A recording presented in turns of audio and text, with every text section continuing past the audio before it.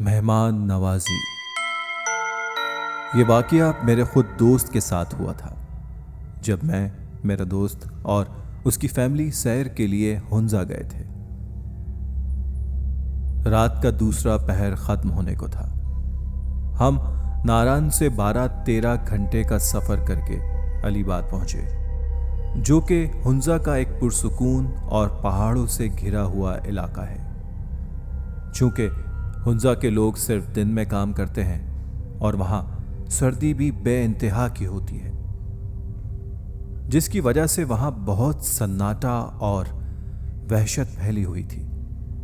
और उसी वजह से हमें कमरा तलाश करने में काफी दुश्वारी हुई। काफी फिरने पर भी हमें होटल पसंद नहीं आ रहा था। देखते ही देखते हम एक रिजॉर्ट के बाहर पहुंचे, लेकिन सब सो चुके थे। हमने ऊंची आवाजें दी तो एक लड़का आया और हमें कमरे दिखाए जो हमें पसंद भी आ गए। सामान रखने के बाद हम अपने अपने कमरों में चले गए।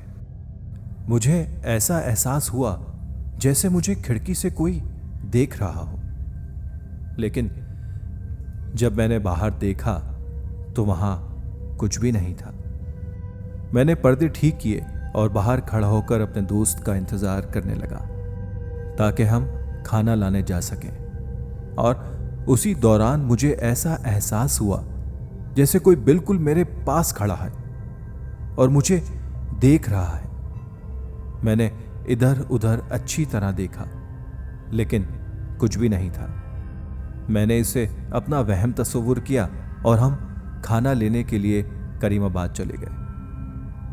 वापस आकर हमने साथ खाना खाया और जब मैं अपने कमरे में पहुंचा तो देखता हूं कि मेरा सामान जहां रखा गया था वहां नहीं है। उनकी जगह तब्दील की जा चुकी है और सामान सलीके से रखा हुआ है। मैंने सोचा कि शायद ये काम रूम बॉय का हो सकता है। मैं यही सोच रहा था कि अचानक से दरवाजा खटखटाने की आवाज आई। जब मैंने दरवाजा खोला तो बाहर इतना सन्नाटा था, अगर कोई सुई भी गिरे तो उसकी भी आवाज आए। अलबत्ता कॉरिडोर के आखिरी कमरे की लाइट्स जल रही थी और बाहर एक जूता पड़ा हुआ था, जिसे देखकर मैं घबरा गया, क्योंकि होटल के मुताबिक इस मंजिल पर सिर्फ हम ही थे। मैंने काफी दरवाजा खटखटाया, लेकिन अंदर से कोई आवाज नहीं आई और फिर अचानक से उसकी लाइट्स बंद हो गई।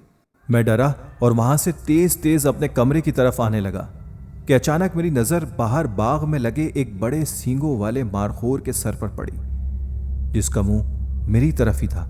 मैं उसकी तरफ देख रहा था कि अचानक से एक बिल्ली आई और मेरी तरफ देखते ही बहुत तेजी से मेरे पास से होती हुई छत पर भाग गई, जिसे देखकर मेरे रोंगटे खड़े हो गए और मैंने अपने दोस्त को बुलाया। और जब मेरा दोस्त आया तो वहां कोई जूते नहीं थे। उसने मुझे दिलासा दिया और बोला, मैं तुम्हारे कमरे में लेट जाता हूं। मैंने मुनासिब नहीं समझा और उसे वापस भेज दिया और अपने कमरे में आकर लेट गया। मैं उसी बारे में सोच रहा था कि मुझे अचानक से ऐसा लगा कि कोई मेरे सर पर हाथ फेर रहा है।